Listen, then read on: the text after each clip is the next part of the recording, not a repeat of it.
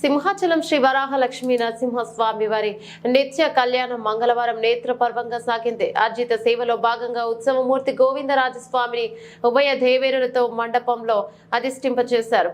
పాల్గొన్న భక్తుల గోత్రనామాలతో సంకల్పం చెప్పి పంచరాత్రగామ శాస్త్రం విధానంలో విశ్వక్సేనారాధన పుణ్యవాహ వచనాలతో కార్యక్రమానికి శ్రీకారం చుట్టారు.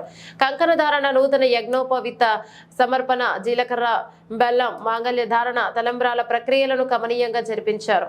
మంత్రపుష్పం, మంగళ శాసనాల తర్వాత భక్తులకు వేదాశీర్వచనాలు, శేష వస్త్రాలు, స్వామివారి ప్రసాదాలను అందజేశారు.